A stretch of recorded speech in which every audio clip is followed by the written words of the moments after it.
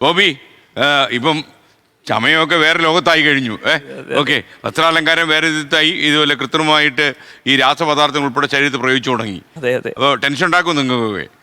കൂടുതലും ഞാനൊരു എഡ്യൂക്കേറ്ററാണ്, അതുകൊണ്ട് തന്നെ നമ്മുടെ അടുത്ത് വരുന്ന കൂടുതലും സ്റ്റുഡൻസ് ആയിട്ട് വരുന്നവരാണെന്നുണ്ടെങ്കിലും തന്നെ ഒന്നും അറിയാൻ പാടില്ലാണ്ട് പഠിക്കാൻ വരുന്നവരുണ്ട്, അല്ലെങ്കിൽ കുറച്ച് നാളുകൾക്ക് മുന്നേ പഠിച്ചതിന് ശേഷം വീണ്ടും ഒന്ന് അപ്ഗ്രേഡേഷന് വേണ്ടി പഠിക്കാൻ വരുന്നവരുണ്ട്. ഇങ്ങനെ രണ്ട് തരത്തിലുള്ള പുരുഷനാണോ സ്ത്രീയാണോ കൂടുതലും വരുന്നത്? ലേഡീസ് തന്നെയാണ് നമ്മുടെ അടുത്ത് വരുന്നത്. അപ്പോൾ ഇവരിലേക്ക് പലരുടെയും പ്രശ്നം എന്താണെന്ന് വെച്ച് കഴിഞ്ഞാൽ എല്ലാവർക്കും ഈ പറഞ്ഞ പോലെ തന്നെ ഫാസ്റ്റ് ആയിട്ട് റിസൾട്ട് കിട്ടുക എന്നുള്ളതാണ്. ക്ഷമ ആർക്കും ഇല്ല, അതാണ് കാര്യം. എങ്ങനെ എന്ത് ഫാസ്റ്റ് ആവും? അതിപ്പോ നമ്മളിപ്പോ യൂട്യൂബിൽ സെർച്ച് ചെയ്തിട്ടാണെന്നുണ്ടെങ്കിലും ഇൻസ്റ്റയിൽ സെർച്ച് ചെയ്തിട്ടാണെങ്കിലും സ്വന്തമായിട്ട് പണിയുന്ന ആൾക്കാരുണ്ട്. അങ്ങനെ പണി കിട്ടിയിട്ടുള്ള ആൾക്കാർ ഇപ്പൊ നമ്മുടെ വിജയിനോടൊക്കെ ചോദിച്ചാൽ അറിയാൻ പറ്റുന്നത്, അതായത് ഹെയറിൽ തന്നെ സ്വന്തമായിട്ട് യൂട്യൂബ് നോക്കി ഓരോ കാര്യങ്ങളും ചെയ്തിട്ട് പണി കിട്ടിയിട്ട് വന്നേക്കുന്നവർ അങ്ങനെയും വരാറുണ്ട്. അങ്ങനെ ഈ ഇത് പോയി അപകടത്തിൽ ചാടി ഈ അര ഡോക്ടർ ആളെ കൊല്ലുന്നാണല്ലോ പറയുന്നത്. അങ്ങനെ ഇത്രയും പാർട്ട് ഇളകി പോയിട്ടുണ്ട്. ഇളകി പോവാന്ന് വെച്ച് കഴിഞ്ഞാൽ അത്രയും ഹെയർ അങ്ങ് പോവുക, പിന്നെ അതില് ഇൻഫെക്ഷൻ വരിക.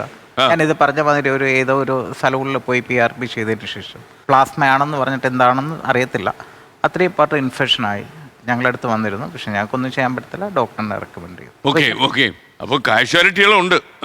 35+ ഉള്ളവർക്ക് അറിയേണ്ടത് ഏറ്റവും കൂടുതൽ അറിയുന്ന ഒരു കാര്യമാണ്, ഈ മുഖത്ത് പ്രായമാകും തോറും ഈ ഏജ് ലൈൻസ് വരാതിരിക്കാനായിട്ട് എന്ത് ചെയ്യാം. എന്നാൽ യങ്സ്റ്റേഴ്സ് ആയിട്ട് ചോദിക്കുന്ന കാര്യമാണ്, ഞങ്ങൾക്ക് സ്റ്റൈൽ എന്ന് പറഞ്ഞിട്ടുള്ള ഒരു സ്റ്റൈൽ ഉണ്ടല്ലോ, കൊറിയൻ സ്റ്റൈൽ, അതേപോലുള്ള തീർച്ചയായിട്ടും കുറെ പേര് ചോദിക്കുന്ന ഒരു ചോദ്യമാണ്.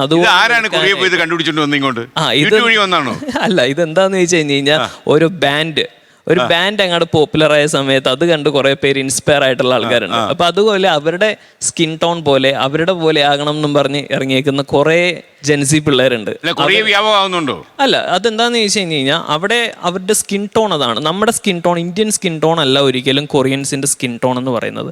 നമ്മുടെ സ്കിന്നിൽ എന്ത് കാര്യം ചെയ്യുമ്പോഴും അതിനൊരു ലിമിറ്റേഷൻസ് ഉണ്ട്. അപ്പൊ നമ്മൾ എന്തും പറഞ്ഞാൽ, ഞാൻ പേഴ്സണലി പറയുവാണെങ്കിൽ ഞാൻ ഒരുവിധ പ്രൊഡക്ട്സും യൂസ് ചെയ്യാത്ത ഒരാളാണ്. ഫേസ് വാഷ് പോലും ഞാൻ യൂസ് ചെയ്യാത്ത ഒരാളാണ്. ഞാൻ ജസ്റ്റ് നേരിയ ചൂടുവെള്ളത്തിൽ മുഖം വാഷ് ചെയ്യുന്ന ഒരാളാണ് ഞാൻ. അങ്ങനെ വേറെ ഒന്നും യൂസ് ചെയ്യുന്നത്. ഞാനൊരു എഡ്യൂക്കേറ്റർ ആണെങ്കിൽ കൂടി തന്നെ നമ്മൾ ഈ ഒരു ഫീൽഡിൽ നിൽക്കുന്നവരാണെന്നുണ്ടെങ്കിലും നമ്മൾ അതുപോലെ എഡ്യൂക്കേറ്റ് ചെയ്താണ് വിടുന്നത്. ഒന്നും അറിയാൻ പാടില്ലാത്ത ഒരാൾ നമ്മുടെ അടുത്ത് വന്നാൽ കൂടി നമ്മളത് എഡ്യൂക്കേറ്റ് ചെയ്ത് വിടുകയാണ് മാക്സിമം ഞാൻ ചെയ്യാറുള്ളത്, എൻ്റെ സ്റ്റുഡൻസിനോടും ചെയ്യാറുള്ളത്. ഇത് യൂസ് ചെയ്യുന്ന സമയത്ത് ആരും ഇതിനകത്തുള്ള കണ്ടന്റ് ആരും നോക്കുന്നില്ല.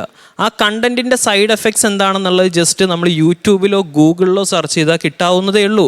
നിങ്ങൾ ആര് വേണമെങ്കിലും സെർച്ച് ചെയ്ത് നോക്ക്, ഹൈഡ്രോക്യൂനിൻ എന്ന് പറയുന്ന കെമിക്കൽ നമ്മുടെ സ്കിന്നിൽ എന്തൊക്കെ ഡാമേജസ് സംഭവിക്കും എന്നുള്ള ജസ്റ്റ് ഗൂഗിൾ സെർച്ച് ചെയ്ത് നോക്ക്. നമ്മുടെ നാട്ടിൽ കിട്ടുന്ന ആയുർവേദം ആയിക്കോട്ടെ, അല്ലെങ്കിൽ എന്ത് കിട്ടുന്ന ക്രീംസും ആയിക്കോട്ടെ, ഇതിനകത്തുള്ള കണ്ടന്റ് നോക്കുക എന്നുള്ളതാണ് ഒരു കാര്യം. അതേപോലെ തന്നെ ആ കണ്ടന്റ് നമ്മുടെ സ്കിന്നിൽ, ഇത് നമ്മുടെ സ്കിന്നിനെ എങ്ങനെ ഡാമേജസ് ആകുന്നു എന്നുള്ളത് നോക്കുക. ഇതൊക്കെ അറിഞ്ഞിരുന്നിട്ട് വേണം നമ്മൾ ഈ ഒരു പ്രൊഡക്ട്സ് ഒക്കെ. ലോകത്തെവിടെയായാലും ഏത് സമയത്തും 24 വാർത്തകളും ഓഗ്മെന്റഡ് റിയാലിറ്റി പാക്കേജുകളും എക്സ്പ്ലെയിനറുകളും വിശദമായി കാണാൻ ഞങ്ങളുടെ യൂട്യൂബ് ചാനൽ നിങ്ങൾക്ക് സബ്സ്ക്രൈബ് ചെയ്യാം.